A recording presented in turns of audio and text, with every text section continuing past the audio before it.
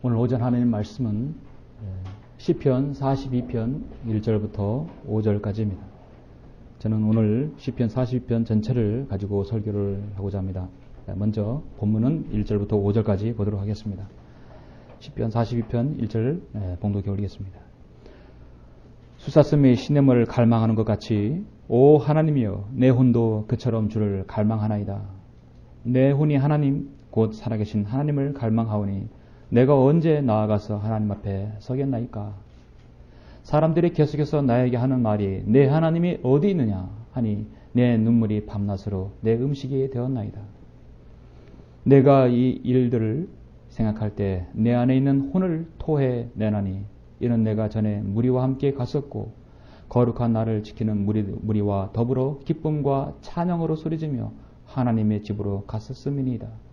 오 내 혼아 어찌하여 내가 낙담하느냐 어찌하여 내가 내 안에서 불안해하느냐 너는 하나님을 바라라. 그의 얼굴의 도우심으로 내가 여전히 그를 찬양하리라. 아멘. 5절까지 말씀입니다. 오전 설교는 너는 하나님을 바라라. 너는 하나님을 바라라. 성경에서 딱 3번 나옵니다. 오늘 42편 5절에서 너는 하나님을 바라라. 11절에서 너는 하나님을 바라라. 그리고 43편에서 다시 한번 너는 하나님을 바라라. 참으로 명확하고도 아주 명료한 하나님의 명령이죠. 오늘날 우리가 사는 주변의 사회 문화적 환경은 인간이 살아가는 데 있어서 정말 오늘날 이 시대에 가장 살기 좋은 때라고 생각합니다. 물질, 문명, 과학으로 발달에 인해서 거의 모든 우리의 생활이 편안하고 안락한 생활을 가능케 해주고 있습니다. 더군다나 거기에서 요새 스마트폰이 세상에 나오게 되죠. 그야말로 스마트폰만 있으면 만능처럼 모든 것이 처리할 수 있는 시대가 되었다고 세상은 말합니다.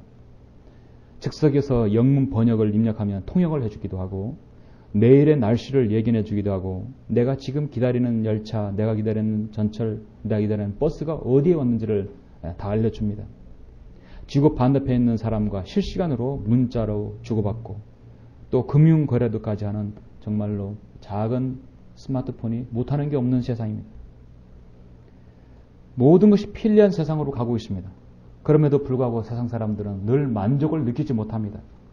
불평, 불만이 가득하고 심지어 거기에서 스스로 목숨을 끊어버리는 세상이 되어버렸습니다. 요즘 얼마나 많은 사람들이 자살합니까?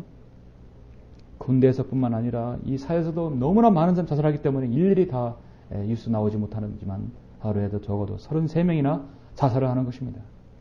만족감이 없고 불안하고 무엇인가 해결하지 못하기 때문에 탈출구를 자살로 하는 것이죠. 가보니까 사람들은요, 죽으면 다음 생에 또 다른 무엇으로 태어나겠지 하는 막연한 기대가 있는 것 같아요. 불교 영향권이 있는 것 같습니다. 다음 생에 태어나면 너를 안 만날 거야. 다음 생에 태어나면 너를 다시 잘해줄 거야.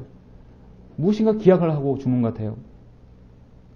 그러나 한 번 죽는 것은 사람들에게 정해진 것이고 그 뒤에는 심판이 있는 것이죠. 예수 그리스도를 믿고 하나님 품에 안기기 전에는 이 세상은 그 무엇으로도 만족할 수가 없습니다. 이 세상은 자신의 만족을 위해서 다른 사람에게 피해가 갈지라도 그 무엇이든 다 저지르는 사람이 있어요. 또 자신의 만족을 채우지 못하고 스스로 낙담하고 좌절하는 사람도 있습니다. 어떤 사람은 자신의 죄들의 결과로 인하여 고통을 이겨내지 못하고 낙담하는 경우도 있습니다. 사실 이 모든 사람들에게는 하나님만을 바라봐야 할 그런 사람들이죠.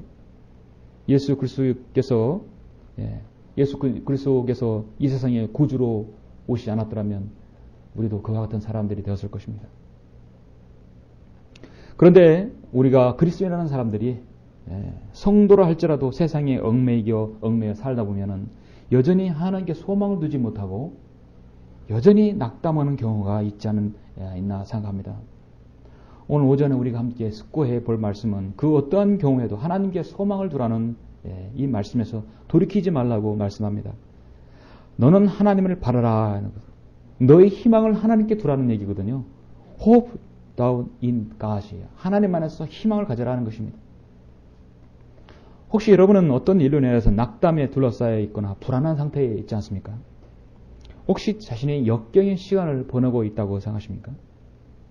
그 역경 가운데서 내가 너무 나약해지지 않았습니까? 자신은 정말 강건해서 그 어떠한 상황에서도 하나님께 소망을 두며 주님을 늘 여러분 찬양하십니까? 오늘 그런 분들이 있다면 오늘 말씀에서 여러분에게 가장 위로가 될 것이라고 생각합니다.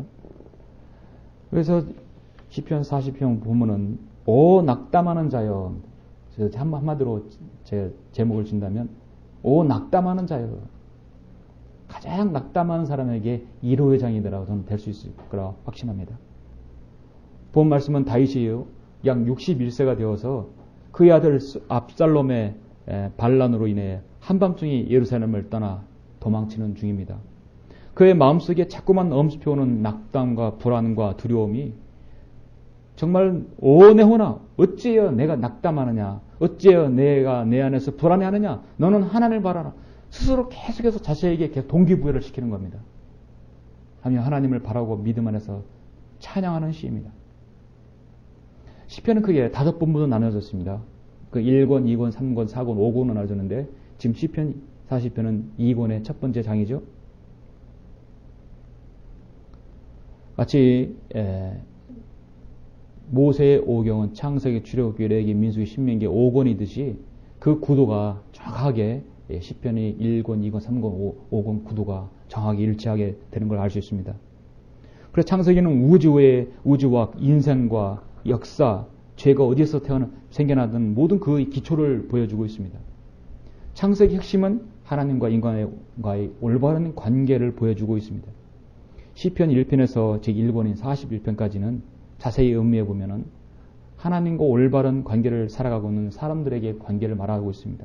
특히 1편에서 의인과 악인을 제시하고 있죠. 그리고 그 악인은 하나님을 떠난 사람들입니다. 그리고 오늘 두 번째 시작되는 이 첫 번째 부분이 42편은 출애굽기 내용과 유사한 구조를 가지고 있어요. 출애굽기는 구속의 드라마를 기록한 책이죠.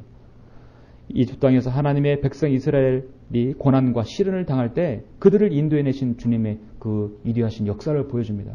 그래서 이 시편 42편은요. 하나님의 백성들이 고난과 역경과 방황이 찾아올 때 거기에서 유일하게 구원을 부는 하나님이라는 사실, 너는 하나님을 바라라, 정확하게 일치합니다. 그 어려움에서 그들을 이끌어내신 분이 누구인가? 바로 인도하시는 분이 누구인가를 알려주는 그 위로의 장입니다. 특히 고난당하는 성도에게, 시련당하는 성도에게, 낙담하는 성도에게 있어서 오늘 시편 42편은요. 최고의 위로를 줄 수 있리라 저는 믿습니다. 표제를 여러 번 보시면 악장에게 맞쓰길, 코라의 아들들을 위하여 맞쓰길. 맞쓰기는 여러분 교훈이라는 얘기죠. 교훈이라는 뜻입니다. 교훈이라는 얘기예요. 다윗은요 교훈을 철저히 얻었어요. 코라의 아들들을 위하여라고 나왔습니다. 그 많고 많은 시 중에 다윗은 여기에서 코라의 아들들이라고 했습니다. 여러분 코라는 어디서 나오냐면 민수기 16장에서 모세가 이스라엘 백성을 이집트에서 인도해낼 때 모세와 아론을 반역해서 레위 자손 가운데 중책을 맡았던 일꾼 중에 일꾼이었어요. 회중 가운데 유명한 자였어요. 원래 그들은 하나님 앞에 크게 쓰임받던 자손들이었는데 교만한 마음이 그를 찔러서 지도자 모세와 아론을 대적해 물리치고 자기들이 이스라엘 지도자로 되겠다고 반역하였던 자가 바로 코라였습니다. 그런데 그들 가운데 자신의 죄를요 회개했던 사람들이 있었어요.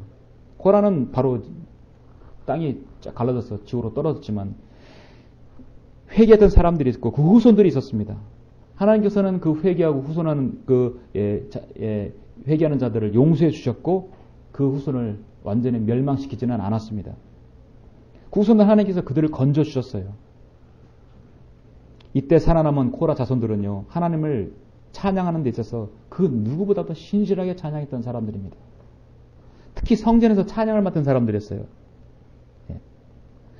역대기상 25장 1절에 보면 또 다윗과 군대 대장들과 아삽과 헤만과 여두둔의 아들 중에서 성별하게 하셔서 찬양을 하게 했는데요. 이 헤만이라는 사람은요. 이 하나님을 찬양했던 아삽과 헤만과 여두둔의 아들 이 중에서 이 헤만은요. 아주 두드러진 사람이에요. 이 헤만이 바로 코라의 18대의 손입니다. 성전 찬양도 중에 반열에 지도자 반열에 속한 사람입니다. 오늘 이 시는 다윗의 생애 가장 어둡고 비참했던 시절에 기록된 거. 이거를 바로 코라의 아들들 위해서 교훈으로 지금 기록한 것이죠. 자, 다윗이 이 시를 쓸 때의 배경은요, 가장 비참하고 암울했던 시기였습니다. 다윗이 우리의 아내 밧세바를 다른 사람이 자기의 충성스러운 부하의 아내를 그 부하를 죽이고 그 아내 밧세바를 자기 아내로 삼았던 것이죠. 살인과 간음을 동시에 증거인멸까지 저지른 죄였습니다. 하나님께서는 나단 선지자를 보내서 그건 죄였다고 분명히 지적하였고 다윗은 그 즉시 회개했습니다. 하나님께서 구원해 주셨죠. 용서해 주셨습니다. 그러나 그에게는 심판이 떨어집니다. 4배로 갚아줬습니다. 자식의 채찍으로 치신다겠죠. 그 자식 가운데 바로 셋째 아들 압살롬이었습니다. 압살롬은요, 자기 이복 형이 자기 여동생을 욕보였습니다. 그리고 거기에 대한 복수로 자기 이복 형을 죽였어요. 압살롬은 살인자가 되어서 도망갔습니다. 이렇게 다윗 왕의 가정에는 큰 환란이 시작되었습니다. 다윗은 백성들 앞에 망신을 당하여 마음의 고통이 말할 수 없는 형용할 수 없는 그 지경에 이르고 아주 마음도 피폐해진 상태에 이릅니다. 그런데 형을 죽이고 도망갔던 셋째 아들 압살롬이 돌아왔어요. 잠화됐다고. 다윗은 그의 과거를 묻지 않고 다 용서해주고 사랑으로 대해줬습니다. 딱 와보니까 압살롬이 보니까 다윗이 이미 많이 약해졌거든요. 왕권도 약해졌고. 그래서 압살롬은 이 기회를 틈타서 자신의 아버지 다윗을 죽이고 왕권을 찬탈하려고 계획을 합니다. 많은 젊은 사람들을 자기 수하에 끌어들이고 특히 다윗의 오른팔 격인 아히도펠 장군을 자기의 사람으로 포섭해버립니다. 어느 날 압살롬은 질풍같이 예루살렘을 쳐들어와서 다윗을 죽이려고 찾아왔습니다. 다윗의 첩들을 또 농간하세요. 이 반란의 소식을 한밤중에 접한 다윗은 몇몇 신하들과 함께 그냥 밤에 도망가야 됐습니다. 그런데 그 같이 갔던 사람이 바로 찬양들을 지휘한 코라 자손이었습니다. 코라 자손을 데리고 정처 없이 길을 떠납니다. 기드론 시냇가를 지나서 깊은 산속에 들어가고 여장을 풀고 이 쿠데타 진압을 기다립니다. 결국 요압 장군이 쿠데타를 진압했죠. 요압 장군이 창을 던져서 압살롬을 죽였습니다. 그래서 쿠데타는 종결이 된 것입니다. 다윗은 이 일을 통해서 엄청나게 많은 부분을 깨달았을 것입니다. 믿음의 사람들이요, 영적으로 침체되면 한마디로 만사가 꼬이게 됩니다. 그래서 하나님께서는 하나님 나라와 먼저 그분의 의를 구하라겠습니다. 오늘날 다윗은 성전을 잃어버리고 목숨의 경각을 알 수 없는 슬프고 위험한 상태에 놓였어요. 사람들의 비웃음은 계속해서 날아오고 있습니다. 그러나 그는 영적으로 하나님을 사모하고 하나님을 바라라고 스스로 다구치며 스스로 자신을 지금 이렇게 동기부여를 시키고 있습니다. 여전히 다윗은 한 번도 시편에서 흔들림이 없어요. 하나님을 향한 믿음은 예부의 상에 따라 흔들림이 없어야 된다고 저는 누차 말씀드렸습니다. 가변적인 믿음이 아니다라는 것이죠. 자, 우리에게도 어려운 상황이 닥칩니다. 다윗처럼 영적으로 하나님을 사모하는 마음이 변하지 않아야 합니다. 오늘 이 거룩한 열망이 오늘 이 말씀이 다윗뿐만 아니라 저와 여러분에게도 같은 열망이 있어야 된다고 저는 보는 것입니다. 오늘 이 시편 42편은 자신이 영적인 지체에 빠져 있다. 자신이 지금 참으로 사면에 어려운 지경이 있다. 참으로 몸부림치는 다윗의 모습을 한번 보십시오. 그의 생애 가운데 결국 하나님께서 그를 구출해야 되지 않았습니까? 역사상 전무후무한 위대한 다윗 왕이 되지 않았습니까? 그것은 다윗이 오직 너는 하나님을 바라라. 너는 하나님을 바라라는 자신의 믿음을 그대로 고수했기 때문입니다. 히브리서 기자도 12장 2절에서도 그리고 우리의 믿음의 창시자여 완성자이신 예수를 바라보라 했어요. 바라보자. 그는 자기 앞에 놓인 즐거움을 위하여 십자가를 견디시고 수치를 개의치 아니하시더니 하나님의 보좌의 오른편에 앉히셨느니라. 자, 오늘 본문을 1절 2절 보시면 숫사슴이 시냇물을 갈망하는 것 같이 오 하나님이여 내 혼도 그처럼 주를 갈망하나이다. 내 혼이 하나님 곧 살아계신 하나님을 갈망하오니 내가 언제 나아가서 하나님 앞에 서겠나이까. 이게 42편 1절 2절은요. 다윗의 그 기본적인 믿음이 흔들림 없는 그 믿음을 보여주고 있습니다. 어떤 설교자는 인간을 일명 안드로포스라고 그래요. 결국 위만 바라볼 수밖에 없는 사람들이에요. 위를 쳐다볼 수밖에 없는 존재가 바로 인간입니다. 인간은 땅에 발을 받고 딜고 살지만은 사실 땅만 바라보고 땅만 생각하는 존재가 아니라 늘 위를 바라봐야 합니다. 하나님과 가장 대면하는 시간은 여러분 누워있을 때죠. 하나님과 가장 대면할 시간입니다. 그 사람이 병원에 누워있든지 침대에 누워있든지 어디에 누워있든지 하나님과 대면하는 시간을 가져야 합니다. 제 아무리 육체적인 모든 조건이 만족되어도 영적인 문제들이 생기면 언젠가 문제가 생기게 되어 있습니다. 모든 인간에게는 영적인 목마름이 그러면서 우리 있어야 합니다. 다윗의 1절 2절의 고백이 바로 여러분의 기본적인 고백이 되어야 된다고 보는 것이죠. 수사섬이 시냇물을 갈망하는 같이 팔레스타인은 얼마나 여러분 건기 우기가 뚜렷해서 우리처럼 이렇게 늘 촉촉하지 않아요. 참으로 건기가 되면 물이 없어요. 그 수사섬이 시냇물을 갈망하는 같이 오 하나님의 내 혼도 그처럼 주를 갈망하나이다. 여러분 한 주일 동안 정말 주님을 갈망하셨습니까? 내 혼이 곧 살아계신 하나님을 갈망하오니 내가 언제 나가서 하나님 앞에 서겠나이까. 정말 이 현실, 이 바쁜 현실, 정말 다랑쥐 책바퀴 도는 이 바쁜 현실을 스스로 여러분 자책하면 내가 더 주님을 갈망해야 되는데, 더 주님을 가까이 해야 되는데, 여러분 그렇게 생각하시면 사십니까? 다윗은 이후 3절부터 11절까지 어떤 상황에서도 내가 하나님을 바라보겠다고 세 가지를 제시합니다. 저는 오늘 이 세 가지를 여러분에게 설교하려고 합니다. 하나님을 바라라 하는 것은 오직 하나님을 갈망하는 것이고, 하나님을 바라는 것은 오직 이 난관에서 오직 하나님만이 해결할 수 있다는 확신과 신뢰를 갖고 있는 것입니다. 하나님을 바라라는 것은 오직 하나님만을 내가 사모하겠다는 것이죠. 정말 다윗은 그 어려운 인생에서 60 나이에 가장 어려웠던 시기에서 가장 하나님을 갈망했던 시기입니다. 이 시대 우리 성경을 믿는 사람들은 진정으로 슬퍼해야 할 것 중에 하나가 바로 많은 사람들이 하나님을 갈망하지 않아요. 교인들도 갈망하지 않고 세상 사람들은 더 갈망하지 않습니다. 너는 하나님을 바라라. 이 귀한 하나님 말씀을 마음에 두지 않습니다. 오늘 다윗은 목마른 사슴이 물을 구하듯이 하나님을 구했습니다. 여러분은 그 어떠한 상황에서도 오늘 다윗의 이 갈급한 구함이 저와 여러분에게도 있어야 된다고 보는 것입니다. 저는 세 가지 상황에서도 하나님을 바라라고 여러분에게 설교합니다.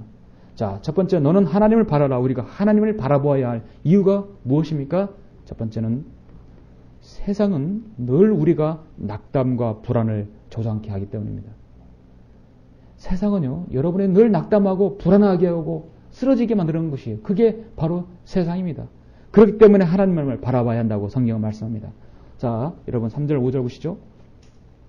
사람들이 계속해서 나에게 하는 말이 내 하나님이 어디 있느냐 하니 내 눈물이 밤낮으로 내 음식이 되었나이다. 내가 이 일들을 생각할 때 내 안에 있는 혼을 토해 내나니 이는 내가 전에 무리와 함께 갔었고 거룩한 나를 지키는 무리와 더불어 기쁨과 찬양으로 소리 지르며 하나님의 집으로 갔었습니다. 과거를 회상하고 있죠. 그렇지만 다시 다잡습니다. 오 내 혼아 어찌해요 내가 낙담하느냐, 어찌해요 내가 내 안에서 불안해하느냐. 너는 하나님을 바라라. 그의 얼굴의 도우심으로 내가 여전히 그를 찬양하리라. 여러분, 세상은 정말 악합니다. 마귀는요, 인간을, 그리스도인을요, 한치예요. 여러분, 인정이나 자비나 사랑을 베풀지 않습니다. 철저히 파괴해버립니다. 김정일, 김일성보다는 비교가 되지도 않아요. 세계에서 가장 극악한 지도자 비교가 되지 않습니다. 철저하게 비참하게 무너지게 만드는 것이 바로 마귀입니다. 세상은 그럴 걸 원해요. 악해도 모두가 하나같이 하나님을 섬기는 것에서 우리가 포기하도록 만드는 것이 세상입니다. 우리 그리스도인이 살다 보면요, 여러 가지 악재에 빠질 수 있고 어려움에 봉착할 수 있습니다. 그럴 때 세상은 여러분의 믿음을 조롱합니다. 불안은 낙담의 산물입니다. 여러분의 믿음을 포기하도록 만들어요. 사람들이 계속해서 나에게 하는 말이 내 하나님이 어디 있느냐, 내 눈물이 밤낮으로 내가 음식이 되어나이다. 가끔씩은 하나님께서 어떤 시험의 거리를 주셔서 우리 믿음이 낙담하는가 낙담하지 않는가를 보시기도 합니다. 충무사랑병원교회 그동안 한 이제 11개월 이제 다음 달이면 딱 1년째인데요. 한 6개월 정도, 한 5개월, 6개월 정도 찬양 인도를 하는 분이 계셨어요. 찬양 꾸준하게 잘 나오시고 또 이게 손에 장애를 갖고 있고 그래서 신실하게 참여하시더라고요. 그래서 찬양 인도도 잘 하시고 찬양 인도 하라겠어요. 한 달 6개월 해서 보니까 근데 그동안 갑자기 하루가 안 나온 거예요. 그럼 무지무지 더웠어요. 왜 안 나오냐니까 퇴원했는가 했더니 퇴원 안 했어요. 아, 오늘 무지 덥다고 안 나온다는 것이에요. 네. 아, 그래요? 네. 근데 그 형제는 꼭 그 환자들한테 커피 2개, 빵 하나 늘 주거든요. 간식으로 병원 측에 주었기 때문에 늘 커피 2개, 빵 하나 주는데 이 형제는 꼭 커피를 하나 더 달라는 거예요. 하나 아니면 2개 더 달라는 거예요. 자매한테. 왜냐? 나는 찬양이 됐으니까 하나 더 달라는 거예요. 어쩔 수 없이 주는 거죠. 아, 나 찬양인도 하지 않았냐? 하나 더 달라는 것이에요. 그래서 근데 오늘 어느 날 덥다고 안 나온대요. 그래서 그 형님한테 일르라고 얘기하라고. 다음 주부터 찬양인도 하지 말아라고. 제가 더 10분 일찍 와서 제가 직접 하겠다고 그랬어요. 그 다음부터는 제가 해요. 근데 그 말 딱 이제 듣고 나서 그 다음부터는 교회를 아예 안 나오는 것이에요. 늘 전달하라고. 목사님이 우리 형제님 사랑합니다. 그리고 커피도 전해주고 빵도 전해주고도 그래도 다 하뭉차사요. 안 와요. 정말 믿음 약한 사람들이구나. 살짝 한번 탁 칩니다. 건드려 봅니다. 여전히 서 있는 것, 오뚜기처럼 다시 일어나는 걸 보는 것이죠. 다윗은 지금 자기가 천대받는 것에 상관하지 않지만 하나님의 이름을 조롱한 원수들 때문에 마음이 너무너무 상해서 눈물을 흘리고 있는 것입니다. 이 눈물은 배고파 흘리는 눈물보다도 버림받아 슬퍼하는 눈물보다도 한 차원 높은 눈물이에요. 자, 이 현장을 잠깐 인도할게요. 여러분 사무엘하 16장을 잠깐 보시겠습니까? 저는 이 장을 보면서 역시 이래서 다윗이구나. 다윗의 도량 많이 볼 수 있죠. 그러나 여기서 여러분 이 오늘 시편 42편의 이 현장이 바로 이 현장이에요. 사무엘하 16장입니다. 16장 지금 6절부터 합니다. 이 상황은 지금요 이미 다윗의 아들 압살롬이 예루살렘을 점령하고 다윗을 내쫓아버리고 자기가 왕을 위로 오르기 직전의 상황이에요. 다윗은 지금 그렇게 지금 눈물겨운 피난길에 지금 오르게 되는 것입니다. 16장 6절에 보면 다윗과 다윗 왕의 모든 종들을 향하여 돌을 15절 보죠. 5절.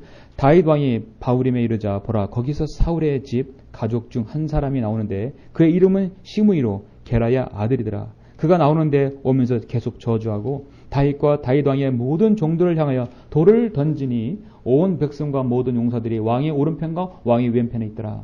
시므이가 저주할 때 이렇게 말하니 나오라 나오라 너 피 흘린 자여 너 벨리알의 사람아. 다윗은 피를 많이 흘렸죠. 전쟁의 왕이니까요. 주께서 사울 집의 모든 피를 내게로 돌리셨도다. 그를 대신하여 내가 왕이 되었으나 주께서 그 왕국을 내 아들 압살롬의 손에 넘겨주셨도다. 보라 내가 피 흘린 자에게 공경에 차였도다. 얼마나 지금 다윗의 마음을 찌르고 괴롭게 합니까? 피난길에 있는 사람한테. 그때 스루의 아들 아비새가 왕에게 말하기를 어찌 이 죽은 개가 내 주 왕을 저주하나이까? 내가 청하니 나로 건너가서 그의 머리를 베게 하소서. 맘만 먹으면 언제든지 그 머리 하나 벨 수 있는 것 같다는 겁니다. 왕이 말하기를 너희 수레아의 아들들아 내가 너희와 무슨 상관이 있느냐? 그로 저주하게 하라. 주께서 그에게 다윗을 저주하라 하셨기 때문이니 누가 어찌하여 내가 그리하였느냐라고 말하겠느냐? 다윗은 자신의 그 과거의 그 죄를 분명히 그 죄를 싹을 거둔다고 지금 생각하고 있는 것입니다. 다윗이 아비새와 그의 모든 신하들에게 말하기를 보라 내 몸에서 나온 내 자식도 나의 생명을 노리고 있는데 하물며 지금 이 베냐민이야 얼마나 더하겠느냐? 그를 내버려 두고 그를 저주하게 하라. 이는 주께서 그에게 명하셨음이니라. 주께서 혹시 나에게 나의 고난을 살펴보시고 오늘의 그의 저주 때문에 주께서 선으로 내게 갚아 주실까 하노라. 자, 이게 바로 다윗의 마음이고 그의 심정인 것입니다. 즉시 그 시켜서 목을 벨 수 있지만 자신의 그 부분을 분명히 다 감수하는 것이에요. 그러면서 그는 사람들이 계속해서 나에게 하는 말이 내 하나님이 어디 있느냐? 계속 조롱하는 것이죠. 그리스도인이 가장 힘든 것이 뭐냐면 사람들이 야 하나님은 어디 있냐 보여줘봐라. 우리가 어려움을 겪을 때 말하는 것입니다. 예수님께 십자가에서 우리의 구속하시기에 그 위대한 구속 사역을 이루실 때 사람들은 주님은 뭐라고 절겼습니까? 엘리 엘리 라마 사박더니 하나님이여 어찌하여 나를 버리셨나이까. 절기하고 있을 때 그들은 조롱하면서 뭐라고 했습니까? 가만두어라. 엘리야가 와서 저를 구원하나 보자. 그것 좀 하나님은 내려오나 보자. 조롱했던 것입니다. 예수 믿는 사람들이 우리 그리스도인들이 어려움에 처하면 세상 사람들은 늘 그래 내가 믿는 하나님이 너를 어떻게 하나 보자. 어디 정말 구원해나 너무 그 상황에서 구원해나 보자. 조롱하는 것입니다. 이것이 바로 그리스도인이 가장 견디기 힘든 것이죠. 여러분 세상은 그리스도인의 행동과 말들을 신경 쓰는 것 안 쓰는 것 같지만요. 결국 우리의 일토수 일투족을 여러분 다 눈여겨봅니다. 한 잔만 해. 한 잔만 먹어. 입만 대면 돼. 술을 권하죠. 한 잔 먹는 거나 두 잔 먹는 거나 같은 것이죠. 사람들은 그걸 눈여겨봅니다. 살짝 한 잔만 한 모금 마시면 다음번에 이제는 안 먹습니다. 그리스도입니다. 지난번에 한 모금 마셨잖아. 반드시 기억해요. 반드시 기억합니다. 다윗은 스스로 자신을 힘을 자신에게 동기부여를 시킵니다. 내오나 어찌하여 내가 낙담하느냐. 낙담하지 말라. 어찌하여 내가 내 안에서 불안해하느냐. 너는 하나님을 바라라. 하나님을 바라라. 하십니다. 다윗같이 훌륭한 믿음의 사람이 생애에도 어둡고 슬픈 시간들이 있었어요. 이것은 다윗의 한 사람의 체험이 아니라 우리 모든 그리스도인의 체험입니다. 여러분 사람이 무엇을 잃어버린다는 것은요 슬픈 일입니다. 마음이 상하는 일이고 물질을 잃어버리는 거 마음이 상합니다. 직장을 잃는 거 마음이 상합니다. 자식을 잃는 거 마음이 상합니다. 건강을 잃는 것도 마음이 상하는 것입니다. 무엇인가를 잃게 만드는 것은요 하나님께서 무엇인가 주려고 하시는 시작일 수도 있는 것이죠. 그래서 그리스도인에게는 우연이 없음을 알아야 합니다. 어떤 일이 사소한 일이 터지면 이 일이 왜 나에게 일어나는 것인가 하나님의 사인이 무엇인가를 우리는 봐야 합니다. 너는 하나님을 바라라. 우리가 하나님을 바라봐야 할 이유가 무엇입니까? 두 번째는 역경의 날에 나약해지지 않기 위해서입니다. 고난의 날에 역경의 날에 내가 나약해지지 않기 위해서는 너는 하나님을 바라라는 것입니다. 자 6절에서 9절까지 보시면 오 나의 하나님이여 내 혼이 내 안에서 낙담하나이다. 낙담하나이다. 그러므로 내가 요단 땅과 헤르몬 인들의 땅과 미살산으로부터 주를 기억하리이다. 이 요단 땅과 헤르몬 이 땅은요 다 미살산은요 다윗이 피신했던 지역들이에요. 주의 폭포 소리에 기품을 부르며 주의 모든 파도와 물결이 나를 뒤덮나이다. 낮에는 주께서 그의 자애를 베푸실 것이요 밤에는 그의 노래가 나와 함께 있으리니 내 기도가 내 생명의 하나님께 들어지리로다. 내가 나의 반석이신 하나님께 말씀드리기를 어찌하여 주께서 나를 잊으셨나이까. 어찌하여 내가 원수의 압제로 인하여 슬퍼하며 다녀야 하리까 하리라. 여러분 그리스도인이 주님을 섬기다가 쉽게 낭망하고 또 나약해질 때가 언제입니까? 여러분 고난이 있을 때죠. 낙담하고 나약해질 때는 바로 어려울 때 고난이 있습니다. 우리 그리스도인들이 병에 걸릴 때 또 사업에 실패했을 때 또 어떤 안 좋은 일을 당했을 때는 즉시 우리는 낭망할 수 있습니다. 에이 하나님을 믿어도 별것 없네. 비웃고 사람들이 그렇게 해도 믿음 없는 사람들이 하나님 믿는데 내가 왜 이렇게 시련이 왔을까 이해하지 못하는 것이죠. 그리스도인은 그런 부분에서 언제든 있을 수 있다고 생각해야 합니다. 시편 35편 15절 16절에 보니까 그러나 내가 역경에 처하자 그들이 기뻐하고 함께 모였으며 정녕 내가 알지 못하는 사이에 비열한 자들이 나를 대적하여 함께 모여 나를 찢기를 씻지 않았나이다. 그들은 명철에서 이선적인 조롱자들과 함께 나를 향하여 그들의 일을 가라나이다. 내가 그리스도인이 어려움이 닥치면 압제자들이요 마귀의 세력들은 어김없이 공격합니다. 그래 너 문제 있는 것이야. 잠언 24장 10절에서는 뭐라고 했냐면 내가 역경의 날에 낙담하면 내 힘은 미약해지느니라 해서 역경의 날에 낙담하지 말라. 내 힘은 미약해지느니라 했습니다. 락커 목사님도 낙담하면서 말하는 것인데요. 낙담은 보통 역경 속에서가 아니라 번영 가운데서 시작된다 하는 것입니다. 사무엘 러더포드도 매서운 바람이 쏘이는 것이 믿음에 유익하다. 역경이 없으면 은혜는 말라버린다 했습니다. 우리는 역경 속에서 간절히 하나님을 찾게 되고 그 역경 속에서 하나님께 간절히 구하게 됩니다. 그게 바로 우리 인간이에요. 우리의 고백입니다. 거기에서 하나님과 깊은 교제가 나오고 절규가 나오게 되어 있죠. 등 따뜻하다고 배가 부르면요, 인간은 나태해지고 타락으로 갈 수밖에 없는 것이 우리 인간입니다. 그래서 데이비드 브레이너는 끊임없이 자기를 자신을 질책했어요. 내가 어디서 어떻게 살고 있는지, 그리고 어떠한 역경을 겪고 있든지 나는 전혀 개의치 않습니다. 잃어버린 혼돈을 그리스도께 이겨왔기 때문이다. 잠들었을 때 나는 이 일을 꿈꾸고 깨었을 때 무엇보다도 이 위대한 일을 생각합니다. 나의 유일한 열망은 오직 이방인들이 회심하는 것이며 내가 소망하는 것이 오직 하나님 안에 거하는 것이다. 그렇습니다. 고난과 역경 속에서 결론은요, 결국 하나님을 바라라. 그것입니다. 그게 문제의 해결의 시작입니다. 우리 자신에게는, 우리 가정에게는, 여러분 가정에게는 늘 산적해 있는 문제들이 있습니다. 하나 문제 해결하면 또 하나의 문제들이 생기게 되죠. 끊임없이 우리는 늘 하나님을 바라야 합니다. 하나님께 희망을 두고 하나님께 소망을 두고 문제 해결은 주님만이 있다는 것을 알아야 합니다. 여러분 자신이 지금 역경의 시절을 보내고 있다고 생각하십니까? 이것을 극복하는 길은 죽음을 이기신 예수 그리스도 안에서 사는 것을 우리는 알아야 합니다. 믿음으로 사는 것입니다. 더욱더 우리는 더 신실하게 주님께 다가가야 합니다. 다윗은 지금 자신에게 엄습해오는 모든 염려나 근심과 걱정과 불안과 초조를 다 내어버리고 너는 하나님을 바라라고 스스로 지금 일으켜 세우고 있는 것입니다. 로마 가톨릭이 세상의 창고라고 모든 세상을 지배했을 때 마르틴 루터는요, 홀로 종교개혁을 일으켰습니다. 그 얼마나 막강한 그 로마 가톨릭과 함께 대적하는 것이에요. 참으로 그 인생에 있어서는 참으로 결함을 파헤치기는 것이었어요.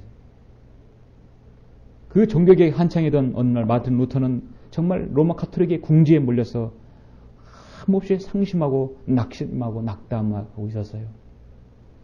왜요? 인간이기 때문에. 그렇지 않을 수 없습니다. 그 낙담한 루터를 본 그의 아내는 어느 날 상복을 입고, 사람이 죽는 그 상복을 입고 루터에게 나타났어요. 루터가, 아니 누가 죽었어? 아내는 말하기를, 예, 하나님이 돌아가셨습니다. 예. 아니 그게 무슨 말이요? 하나님이 돌아가시다니. 지혜로운 그 아내는 이렇게 대답했어요.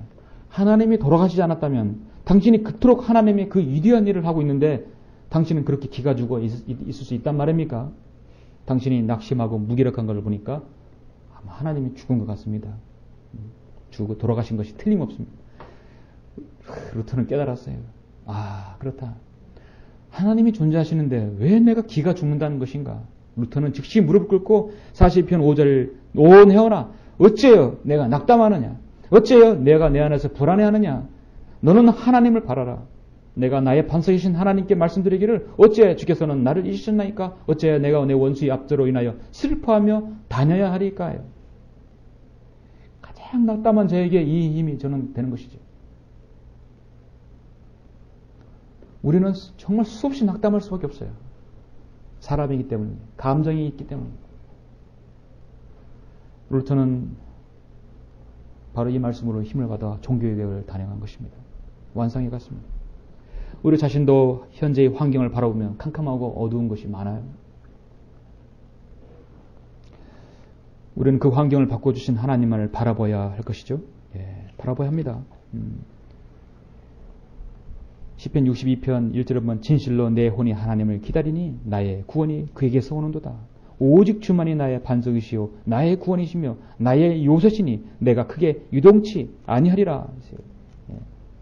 언제까지 너희가 사람에게 해를 끼치려고 생각하느냐? 너희 모두가 죽음을 당하리니 너희가 기울어지는 담장과 흔들리는 울타리가 되리라. 내오나 너는 하나님만 기다리라. 나의 기대가 그로부터 오는도다. 하나님만 기다리라. 하나님의 때를 기다리는 얘기죠. 사도 바울도 우리가 알거니와 하나님을 사랑하는 자들 곧 그분의 목적에 부르심을 받은 자들에게는 모든 일이 합력하여 선을 이루니라 했습니다. 언젠가는 선을 이루게 되어 있습니다. 너는 하나님을 바라라. 우리가 하나님을 바라봐야 할 이유가 마지막 세 번째 무엇인가? 세 번째는 나 자신이 스스로 강건하여 하나님을 찬양하기를 원하기 때문입니다. 참으로 아름다운 종결입니다. 나 자신이 스스로 강건해서 하나님을 해야 하기 때문에 우리는 하나님을 바라봐야 합니다. 마지막 여러분 10절, 11절 보시면 칼로 내 뼈를 찌른같이 내 원수들이 나를 비방하며 그들이 날마다 내게 말하기를 내 하나님이 어디 있느냐. 3절처럼 그렇게 말하죠. 칼로 내 뼈를 찌르면 얼마나 고통스럽겠습니까? 내 하나님이 어디 있느냐. 여러분 그리스도인이 마음이 가장 아픈 것이 우리 그리스도인이 어려움과 고난 당할 때 그 마음을 찌르는 것이 뭡니까? 하나님을 들먹거리는 거죠. 이름을 하나님을 알지도 못하는 자들이 우리 앞에서 하나님을 들먹거리는 것이죠. 오 내 영혼아 어찌하여 내가 낙담하느냐. 다시 또 한번 자신을 세웁니다. 어찌하여 내가 내 안에서 불안해하느냐. 너는 하나님을 바라라. 너는 하나님을 바라라. 내 얼굴을 강건케 하시는 분이요 나의 하나님이신 그분을 내가 여전히 찬양하리라. 여전히 찬양하리라. 그분이 그렇게 하실지라도 나는 그분을 신뢰하리라는 것이죠. 여러분 그리스도인은 저는 늘 말씀드리지만 스스로 자생하는 능력을 길러야 된다고 보는 것입니다. 자생하는 능력. 우리 육체의 상처는요 살이 베어지고 또 뼈가 깨지고 해도 시간이 지나면 상처가 아물고 뼈가 붙습니다. 우리 몸은 자생하는 능력이 있어요. 재생하는 능력이 있어요. 찢어져도 어느 시간이 지나면 싹 다시 봉합이 됩니다. 참으로 하나님의 창조의 그런 섭리죠. 여러분 우리 안에 있는 영적인 몸도 마찬가지라고 생각합니다. 영적인 몸도요. 영적으로 피폐해지고 상처를 입고 힘들더라도 그것이 가장 먼저 중요한 것은 외부적인 힘이 아니라 스스로 자생하는 능력을 길러야 된다는 것이에요. 몹시는 몸도 상처가 입으면 자생하듯이 우리 영적인 몸도 자생하는 능력을 길러야 된다고 봅니다. 시련과 역경이 있다 하더라도 스스로 힘을 얻어야 된다고 보는 것입니다. 그래서 고린도후서 13장 5절 사도 바울은 너희가 믿음 안에 있는지 너희 자신을 스스로 입증하라. 시험하고 입증하라. 스스로 입증하라. 예수 그리스도께서 너희 안에 계신 것을 스스로 알지 못하느냐? 그렇지 못하면 너희는 버림받은 자들이라. 빌립보 4장 11절에서 내가 궁핍함으로 말하는 것이 아니니 이는 내가 어떤 처지에서도 스스로 만족하는 법을 배웠기 때문이라 했습니다. 그래서 스스로 깨닫지 못하면 하나님께서 강단의 말씀을 통해서 여러분 묵상을 통해서 다른 형성도의 교제를 통해서 어떤 다른 교훈을 통해서 깨닫게 해주시는 것이에요. 가장 좋은 방법은 스스로 깨닫고 자생하는 걸 길러야 한다는 것입니다. 스스로 자생하는 건 저절로 생기지 않죠. 말씀과 기도와 경배에 소중히 여겨야 되겠죠. 그리스도인에게 있어서 기도는 반드시 응답을 가져옵니다. 캄캄한 감옥 속에 들어갔다 할지라도 좌절도 낙심도 원망도 하지 말고 하나님께 감사하고 찬송 하나님만 바라본 바울과 실라를 보십시오. 감옥에서 기도하고 찬양했을 때 옥문이 열리지 않았습니까? 중요한 것은 우리에겐 과정이 필요합니다. 결과보다 과정이 필요하죠. 중요하죠. 결국 최후의 찬양으로 하나님께 영광 돌리는 그 사람이 승리하는 것입니다.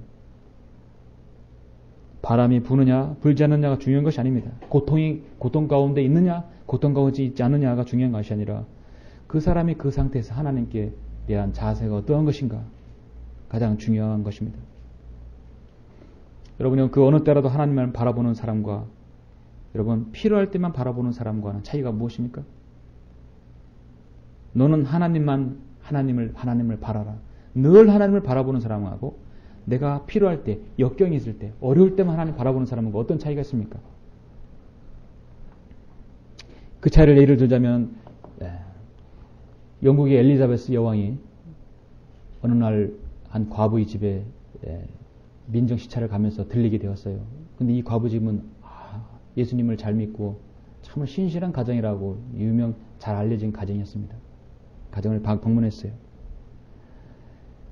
정말 여왕이 그녀의 믿음이 어느 정도 그렇게 커서 그런지 이렇게 소문이 났는지 아마 알아보고 싶었습니다. 그러니까 질문을 했어요. 자신도 그리스도인이기 때문입니다. 당신 집에 여태까지 온 사람 중에 제일 높은 사람이 누굽니까? 사실 여왕은 자기가 제일 높잖아요. 근데 여왕 자신도 그리스도인이기 때문에 아마 이 과부는 최고 높은 사람이 누굽니까? 분명히 나보다 높은 사람은 예수님이니까 예수님이라고 답변이 나올 줄 알고 물었던 것입니다. 근데 이 과부는요, 답변이 여왕님이 우리 집에 방문한 손님 중에 가장 높은 손님입니다.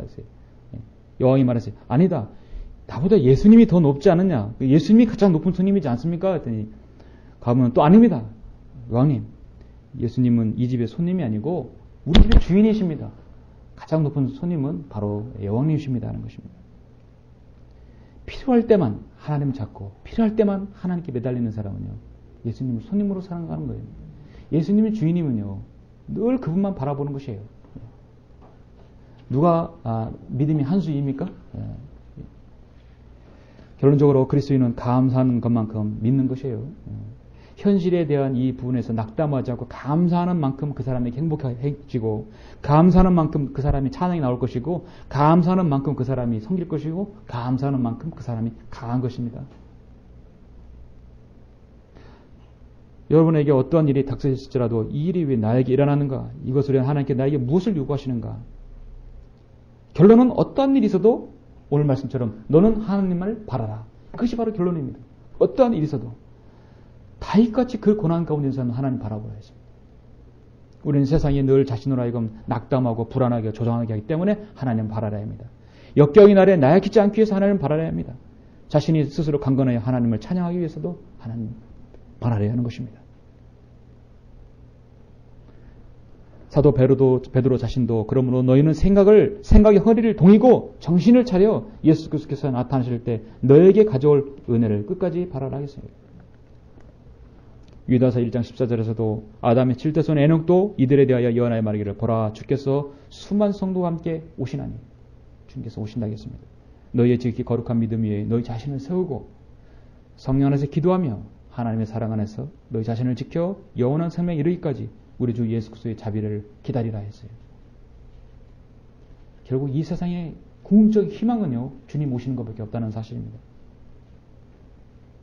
하나님을 바라보면 기다릴 줄 아는 성도가 되어야 되겠죠. 그래서 우리는 깨어 있어야 합니다. 지금은 가장 어두울 때입니다. 동트기 직전에 가장 어둡죠. 파수꾼이 잠들어서는 안 됩니다. 새벽이 지나면 태양이 떠오를 것입니다. 우리는 그 하나님만을 바라야 될 것입니다.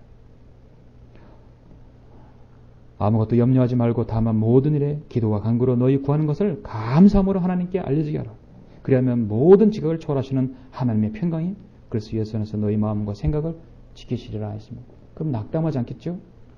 저는 오늘 42편 핵심이 되는 마지막 11절을 읽고 설교를 마치겠습니다. 오 내 혼아 어찌하여 내가 낙담하느냐? 어찌하여 내가 내 안에서 불안해하느냐? 너는 하나님을 바라라. 내 얼굴을 간건케 하시는 분이요 나의 하나님이신 그분을 내가 여전히 찬양하리라. 아멘. 다윗의 하나님뿐은 다윗만 나의 하나님이 아니라 여러분 자신도 나의 하나님이신 그분을 내가 여전히 찬양하리라. 여러분 모두 그렇게 되시기를 간절히 바랍니다. 예.